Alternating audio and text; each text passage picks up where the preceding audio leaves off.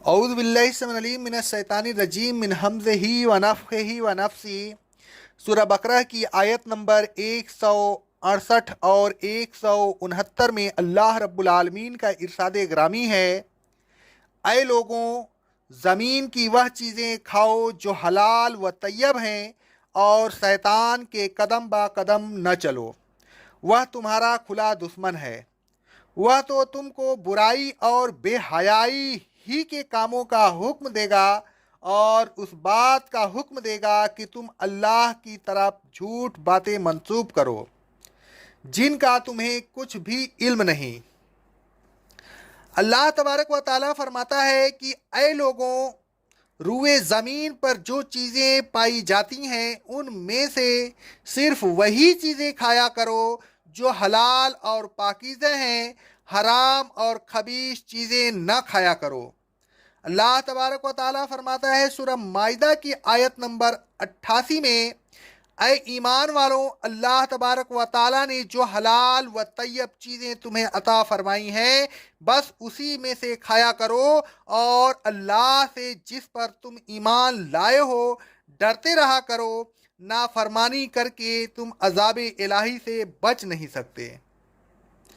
اللہ رب العالمین فرماتا ہے سورہ النحل کی آیت نمبر 114 میں: اللہ نے جو حلال اور طیب چیزیں تمہیں دی ہیں بس انہی میں سے کھایا کرو۔ حرام اور خبیث چیزوں کا کھانا شیطان کی پیروی کرنا ہے، اس کے حکم پر چلنا ہے، اس کے حکم پر نہ چلو، اس کے بہکائے میں نہ آؤ، تمہارا کھلا دشمن ہے، اس کی دشمنی ظاہر ہے۔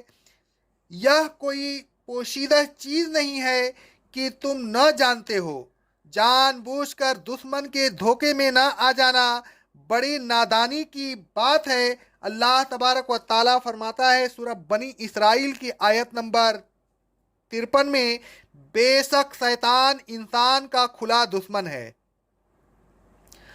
اللہ رب العالمین فرماتا ہے سورہ فاطر کی آیت نمبر 6 میں: بے شک شیطان تمہارا دشمن ہے، لہٰذا اسے دشمن سمجھو اور اس کے مکر و فریب سے ہوشیار رہو۔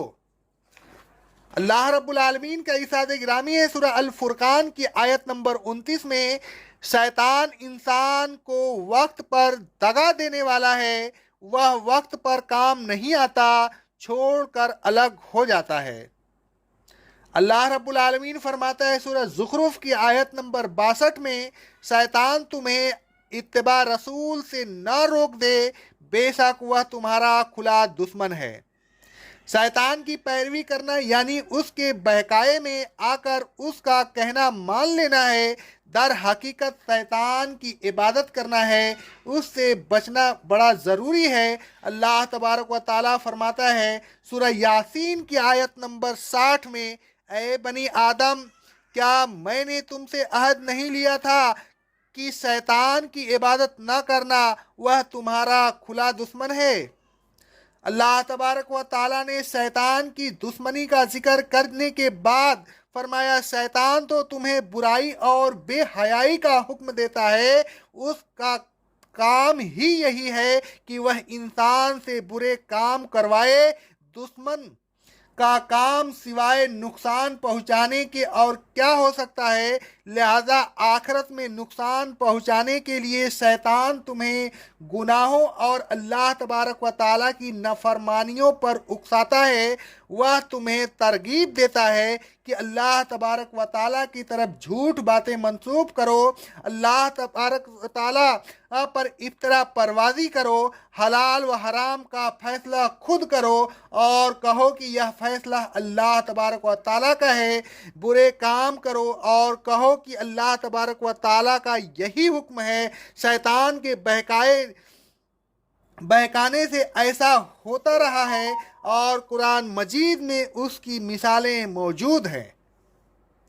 अल्लाह तबारक व ताला फरमाता है सूरह आले इमरान की आयत नंबर 78 में, बेशक अहले किताब में बाज ऐसे हैं जो किताब इलाही को ज़बान मरोड़ कर पढ़ते हैं ताकि तुम यह समझो कि जो कुछ वह पढ़ रहे हैं किताब में है, हालांकि वह किताब में नहीं होता।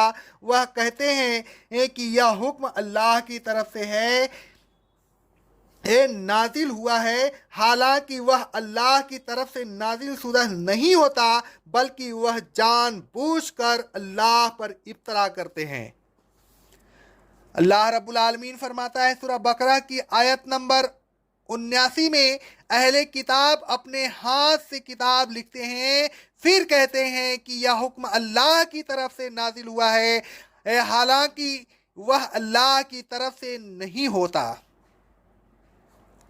सूरह आराफ की आयत नंबर 28 में अल्लाह रब्बुल आलमीन फरमाता है, या काफिर जब कोई बेहयाई का काम करते हैं तो कहते हैं कि हमने अपने आबा व अजदाद को ऐसा ही करते पाया है और अल्लाह ने भी हमें यही हुक्म दिया है। ऐ रसूल सल्लल्लाहु अलैहि वसल्लम, कह दीजिए कि अल्लाह बेहयाई का हुक्म नहीं देता। क्या तुम अल्लाह की तरफ ऐसी बात मंसूब करते हो जिसका तुम्हें खुद इल्म नहीं? आए लोगों, सिर्फ हलाल व पाकीज़ा चीज़ें खाओ, शैतान का कहना न मानिए, हलाल व हराम का फैसला खुद न कीजिए। हलाल व हराम का फैसला करना गोया अल्लाह तबारक व ताला पर झूठ बोलना है, इससे बचिए। अल्लाह तबारक व ताला फरमाता है सूरह अन-नहल की आयत नंबर 116 में, अपनी ज़बान से यूं ही झूठ न कह दिया करो कि यह हलाल है और यह हराम है। तुम्हारा ऐसा करना तो गोया अल्लाह पर झूठ इफ्तरा करना है, और बेशक जो लोग अल्लाह पर इफ्तरा करते हैं वह कभी फलाह नहीं पा सकते। हलाल और हराम चीज़ों की तफसील इंशाअल्लाह सूरह आराफ की आयत नंबर 157 की तफसीर में बयान की जाएगी। अक़ौलु क़ौली हाज़ा, अस्तग़फ़िरुल्लाह अस्तग़फ़िरुल्लाह अस्तग़फ़िरुल्लाह।